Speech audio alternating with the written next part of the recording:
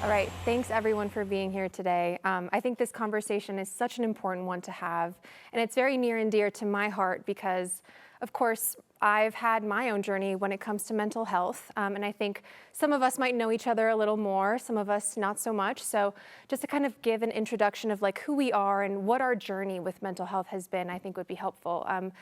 I'll go first. I was diagnosed with OCD, which is obsessive compulsive disorder, when I was 17 years old. And I spent essentially my entire formative years having this condition and not knowing what it was. And the funny thing is, I was diagnosed with that because of a completely different condition. I was struggling with an eating disorder at the time. And the psychiatrist that I saw for that was like, these are all things that you have dealt with your entire life, and they point to a very specific condition. And to get that diagnosis was it gave me a sense of peace and understanding because then I could, kind of give a face and a name to a concept that was very abstract before that. But I think that since then, it's been a lot of learning and unlearning as well of like what we're told a condition is versus, what it actually is. And I think that's why having these conversations are so important. I think for me, OCD manifests itself as intrusive thoughts, thinking something that, might not be true and feeling like I have to do something in order to prevent those things from happening. And it interacts with my job as a journalist. I'm a perfectionist. I want to make sure that everything I say and do is factually correct, or else it might point to something being morally wrong with me or other people. And so it's tough, but it's about a learning curve, and we'll get into more details later, but I'd love to hear from anyone else who wants to share. I couldn't agree with you more. So my name is Jordan Chavez, and I am a morning anchor in Denver. I struggle with severe anxiety, and I agree that when you're able to put a name to it, It empowers you, you're able to take a little bit of control back, and you can actually start finding ways to manage it. Now, I think a misunderstanding when it comes to mental health struggles of all kinds is that they're curable. And I think once you learn, they're kind of with you for the rest of your life, and it's about learning to manage it along the way through all kinds of things. That's when more control comes into play there. I remember my severe anxiety, it would manifest in the most crippling form. I couldn't get out of bed, I couldn't breathe. I would sit on the phone with my mom for hours on end just to hear somebody else breathing along next to me. I didn't want to go to work. I didn't want to be alive anymore. And that definitely changed when I started to learn how to meditate, to exercise, to really work into all of that. Reading about other people's struggles and how they learn to manage it, which is why I think what we're doing right now and sharing your story, it's so empowering, and in some cases it's life-saving too. I'm Jim Martin. I've had a journey all my life with mental health. My mother, I didn't know. She was taken from me at childbirth. She had catatonic schizophrenia. They didn't want me. In fact, there was a time when they told me she was dead. So I lived with that. And in the 50s, 60s, people didn't admit they even had divorces, at least in my little town in Iowa I grew up in. So that's the way I started, because I think this has a genetic component as well as a circumstance component.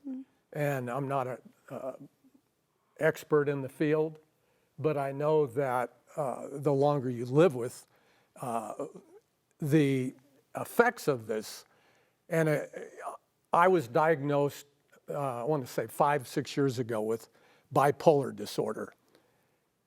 I'm bipolar 2, and to explain that a little bit, I'm on a roller coaster. As age and as I've tried to deal with it, I can deal with it a lot of days and manage it. And this roller coaster goes from mania through the real lane that everyone else is living life to depression. And just not to get too technical, bipolar 2 versus bipolar 1, I just cycle different. And I'm more in my depressive stage most of the time. So I've had to deal with that. I want to leave, before I'm done here, hope. There's hope out there. Unfortunately, this society doesn't treat mental health issues like it does physical health issues. There was a time when I wouldn't go see a therapist because I didn't have the money. And, because then at the time it wasn't covered under health plans. So after my son committed suicide from extreme anxiety disorder, I knew I had to deal with it. Thank you for sharing. My name is Maria Teresa. I got diagnosed with ADHD when I was 12, which is actually very rare for women because usually females will get diagnosed when they're like late adulthood. So thank you to my parents. For me, it really changed everything. Right now, I'm doing a doctorate in clinical psychology. I'll become a psychologist next year. And I was failing 8th grade. I thought I was just lazy. And for me, treatment gave me a start of allowing myself to get to know who I am instead of listening to the advice of other people that wasn't working for me. So I definitely agree with you, Antonia, about it's really a lot about learning and unlearning what works for you, what doesn't. And I think for a long time, for me, it was, why do so many things work for other people and not for myself? And accepting that it doesn't work for me and that I need a different kind of care for myself and that that's okay. If that's the way that it works for me, then that's the way that it works for me. And it's been a wonderful journey. Obviously, it inspired me to pursue the doctorate in clinical psychology. And obviously, with ADHD, you usually get comorbidities when it comes to other mental health conditions. So part of why I got diagnosed with ADHD was, one, because I was failing school, but two, I was really depressed. And so with ADHD, it's very common for you to have like depression and anxiety. So when I'm not taking care of myself in the ways that I've learned how to take care of myself, then the anxiety and the depression will creep up. And that's the sign of, okay, we need to do something about this. But sometimes it's manageable and other times you kind of just have to go through it a little. Hello, my name is Matthias Great. I'm an artist out of Denver, Colorado. Born and raised in 5 Points. I guess my mental health journey started a while ago, but I didn't know it. I was one of those people who lived under the stigma of kind of ignoring mental health. I grew up in a way where I lost a lot of people, which caused a lot of trauma, a lot of grief, a lot of unresolved stuff like that. I lost 2 of my friends through suicide, and I suffered with the same depression that they did, but didn't really accept that. It wasn't until recently where I started like seeking like true mental health. I just happened to be scrolling through the internet one day, and I seen a fact pop up on Access Mental Health, which is an amazing nonprofit that helps people in Colorado with their mental health. But I seen a fact that they put on about Colorado being like ranked 4th in like worst mental, or ranked 4th in like mental health or something like that. It basically meant like we were like 4th to being like the worst in mental health. And I was like, no way. And so I started researching that. I was like, oh my God. And I kind of felt like I noticed that a little bit, but it kind of made more sense. And then so I brought that up in an interview I had down in Atlanta on a big music platform. And that clip of that interview went extremely viral on the internet, especially out here in Colorado, because it opened up the conversation. Like a lot of people were conversing about mental health, and you could kind of tell that they never conversed about it like this before.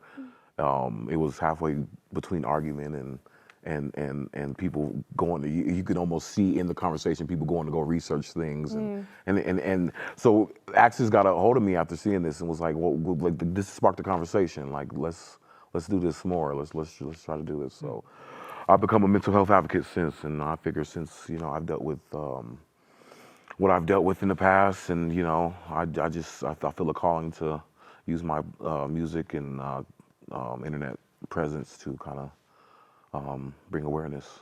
Thank you so much for sharing that. And I think that, again, just to echo everything that we've been saying, it's so important to have conversations like this one, like the one you had, because then so many people who watch that video then are going to do their own research, and maybe that leads them to realize that they're struggling. That was the best part of that experience, was that Liesel at Access told me that a lot of people actually contacted her to receive mental health Oh, wow. from that. That's post. awesome. That's so great to yeah, hear. yeah. Well, and I think I kind of mentioned this in the beginning, and we've all kind of touched on aspects that go along with this, but there are so many misconceptions and misinformation that still is kind of at the basis of the conversation surrounding mental health, even though I feel like in recent years, more and more people are starting to talk about mental health. There's still a lot of misconceptions. So I'm curious to hear from us who all have our own different battles with mental health, what some misconceptions are when it comes to mental conditions as a whole or our own condition. So I think when it comes to OCD, people usually label it as someone who is very tidy, a perfectionist. Usually people say, oh, I'm super OCD about this or that, when it really trivializes a condition that can be and has been for me very debilitating. You get thoughts that are often, they can be very scary and frightening, especially when it's so known and normalized that it's something completely different. And so I think on one hand, it prevents someone like me to be able to notice, oh, maybe this is something that I have, when it's so well known that it's something completely different. But then on the other hand, it can demonize when people actually do talk about the symptoms that are actually going along with OCD.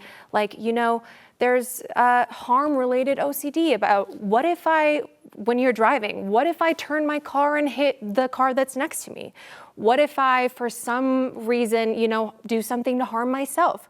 Those are all thoughts that go along with OCD. And so when you actually start having those conversations, it can be jarring to have. And I think that's the important thing of recognizing what it really is because all of these things we have talked about can lead to self-harm if we're not careful and don't learn how to manage it. It did lead to that in my journey.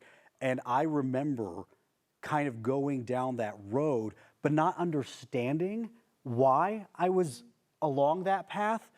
And then it was the morning of Kate Spade and Anthony Bourdain's, of the news breaking of both of them taking their own lives. And I was in an editorial meeting and we were trying to figure out how do we cover a big story like that, because on one hand, we've always been trained you don't cover suicides because you don't want to create copycat situations. And on the other hand, anytime we did mention it, it was just very much fill in the blank with a different name here, but it was the same run-of-the-mill story. And I was so frustrated by that. And I remember just bawling my eyes out, kind of admitting for the first time to my fairly new workplace, my struggles, what I've been through, that I didn't want to live, that I didn't want to even be at work that day, and having them really kind of put their arms around me in that support, and then saying that story is going to help other people. Will you sit in front of a camera? Will you share that with other people? And I remember it sounded weird to me at first to do that, but we did it. And the response was huge that day. We had so many people calling the station. We had so many people writing. I still get stopped and asked about my anxiety because it's helped somebody's child. It's helped somebody themselves, asking what book recommendations do you have? Do you meditate? Do you exercise? What can I do to help? And I think it's just so empowering to know you are not alone in that. I think that's the big message, and it leaves you with hope. And when you see people like a whole panel of people who have achieved such great success say, yeah, I'm successful, but I also struggle with this, but I manage this and continue with my success. That is giving power to the people to manage their own. And I think even that is a misconception in and of itself, that you can't be successful and also struggle with something that's very real. You can have it all. You can have it all. That's right. Is there anything else, like any misconceptions, misinformation that you feel like, is prevalent when it comes to mental health or your own journeys? Yeah, I think my journey too is this kind of honesty. It's got to started with myself. I too had different people outside my family unit. Robin Williams comes to mind with me. And my son too, in that we like to make people laugh. We like to really make people laugh because we're covering up the hurt we have deep down inside. And I do know, I was a publicly elected official here for 12 years statewide, and I had to hide it in those days totally because I thought I would not have the same kind of credibility or acceptance. So, it's this whole cathartic. I mean, life's a journey. And you look at it now, this has helped me. On a good day, I feel things that other people don't feel because I've had to. I take my thoughts and I see what did the feeling, deal with the thought, or did the thought deal with the feeling? I'm going to challenge everyone. It's action. COVID, picking up the phone, just talking to somebody helps after you identify it. And again, I've said family support, but you can't get the family support unless you're honest. Totally. And you can't, I have a question for you about that. In the news, we obviously try to avoid anything that might offend people, but I remember a really offensive phrase for a long time that you heard really commonly here in Colorado, because the weather changes every 15 minutes, is they would say, oh, the weather, it's bipolar here in Colorado. And I feel like that is a really shallow understanding of what bipolar disorder is. And so I think what you're doing in educating really is expanding people's minds to not just thinking you're hot and you're cold. It's so much more than that. I don't want to save other time, but one of the things that really gets me is when someone says they committed suicide. Well, suicide used to be a crime up until the early 1960s.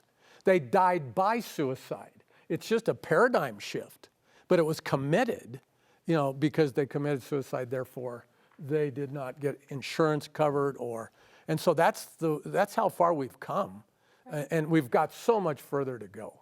When I think about misconceptions, I think about the fact that we simplify mental health diagnoses, and that's how these comments, oh, weather's bipolar, oh, I have a little bit of ADHD because I can't concentrate, oh, I'm a little bit OCD, and it's like, but you're not, right? And I think it's because sometimes we're too afraid to talk about these things because it feels like we have to say it perfectly or we don't say it at all.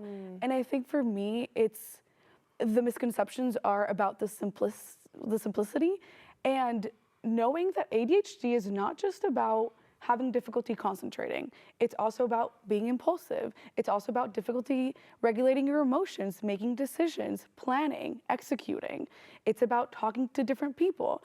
ADHD is way more than just, oh, I can't concentrate, right? After you were on TikTok for 2 hours. Like, it makes sense that you can't. Right. Yeah. And so I think that for me, that's really frustrating because it then minimizes my own experience, and then I internalize, okay, maybe there is something wrong with me. Maybe I actually don't need medication. Maybe this is all fake. It's all in my head, right? And I think for me, it's been very normal to, I've been diagnosed for like 15 years now. And I go through phases where I'm like, oh, I don't have ADHD. And I go to my psychiatrist, and I'm like, I actually don't think I have ADHD. She's like, what are you talking about, right? And then I go back and I'm like, oh, I definitely do. It's a lot of acceptance of this is the way that I am, and it's way more complicated than people think. I think there's a lot of harm in simplifying human experiences, and there's a lot of good that we can do by allowing ourselves to be messy. Right? Absolutely. I think there's such beauty in the mess too. And totally. the more we really expose the mess, I do it every morning on live TV. I just think you open up a world for other people to be messy too. Absolutely. That's great. I wanted to add to your point because I feel like that there definitely is a spectrum of mental health, and that can be a thing with people because people will Google something and they'll be like, oh, well, that doesn't sound like something I have. Then that's what makes it important to seek mental health and to understand yourself and whatnot, because, sometimes it's someone else's, this is not someone else's that, you know what I mean? So one of the things that is, on my journey, it's kind of like the grief journey. You think of Kubler-Ross's stages of dying, denial. I lived in denial for years. And I say now it's denial is a river in Egypt. But anyway, then the next thing is anger. Why me? Why, I've done all these things, and that anger is something you really got to watch. I do. internalizing anger, because that really comes out in depression. And then bargaining. There's no silver bullet for this. There's no one right drug. In fact, I've been on and tried a number, but I have a bottom line. I don't want to gain weight because I am a runner. And so, it's that bizarre. But then you go into this depression, which I still come out of, but you mentioned acceptance. Life is acceptance. Life's terms, it is. And so here are the cards that I'm dealt. How can I play them as best I can in the little amount of time I have left? Totally. And I think that is the most important part. How do we deal with and manage these things? Because treatment with medication is, of course, something that still needs to be destigmatized.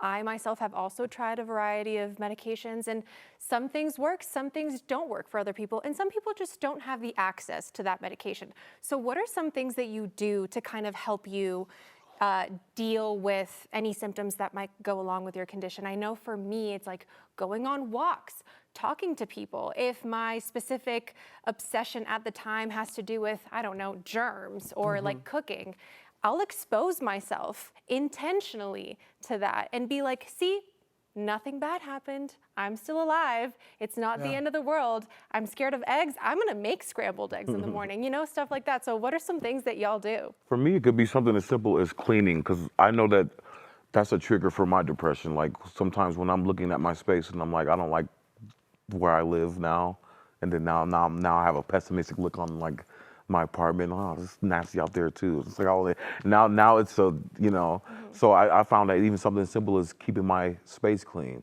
it helps me to keep from Totally, I agree, falling into actually. depression. I put it all under the rubric diligent self-care. Yes, there you go. Diligent self-care. And one part of that is I've got to have a routine. I get out of bed, and what gets me out of bed in the morning is my running. If I didn't have that, but I made a list of some things here. Reading, I get in the now. I run, but I also walk in the afternoon, so I'm a little compulsive with some of this kinds of, as far as ability to deal with it. Writing, I mentioned. I go to 12-step groups. I'm not as good as before COVID, but I started a couple groups because it's a good way for men in particular. When I went into these groups, I didn't know what a feeling was. I couldn't name it, and I ask guys It's hard. It is, and I think women are a little, here I am generalizing, but, No, I felt it's getting out of my own head. Yeah. And service to me is ultimately, I had more reasons not to come down here to get on this show today, but something inside says, do it before, it's almost counterintuitive. Do what you don't think you want to do, whether it's pick up the phone, show up for something for someone else. Exposure, yes. And so I'm glad I did. I wouldn't have met these lovely people here. And, if one person can identify, with something that we say here today, it was all worth it. Everything we're kind of describing when you talk about depression, it's ruminating on things in the past. Anxiety, it's about the future. So for me, it's just all about coming back to the present moment, and there are several different ways that you can do that. The easiest thing, the cheapest thing, it's the breath work. I think the amount of times you don't realize what your breathing pattern is, when you have anxiety, chances are you're doing very shallow, quick breathing. So it's the deep breaths, letting that in, breathing that out, kind of bringing yourself back to the moment. And if you have a hard time bringing yourself into the present moment, narrating what you're doing, I'm reaching for my cup, I'm picking up my cup, I'm moving it to my mouth, I'm taking a drink of water, and you're narrating your actions through it so that you are back in the present moment. Meditation is huge for me. I can't do it on my own, so I do guided meditation. There are several apps out there that you can choose from. I personally choose Headspace. That was one of the first ones that was there. The man has a British accent. It's soothing. It's amazing. I love it. And then typically I'll read a chapter of a book that is either a biography of somebody who has a struggle with mental health of some kind and then talking about their success through that all, or something that makes me just feel good about myself and ready to take on the day. But again, the nice thing is there is hope for everybody out there. This is not your end all. You got anxiety? Great, so do we. This is just the beginning of your road of a very successful, long life, hopefully. You've got depression, you've got bipolar disorder, you've got ADHD, whatever it may be. That is no longer a hindrance in the world we live in because we have so many ways to manage it if we talk about it and we share it. Absolutely. Yeah. I definitely agree. You know, I agree with everything that you said when it comes to meditation. Has changed my life. Yoga, movement, breath work, they've completely changed my life. And I think that if I had to just choose one advice for someone that has ADHD or like a mental health diagnosis, it would be to allow yourself to meet yourself. And to know yourself is to really be authentic and accept the imperfections and the parts of you that maybe are full of like shame and guilt. But the more that you learn who you are, the more you know what works for you and what doesn't.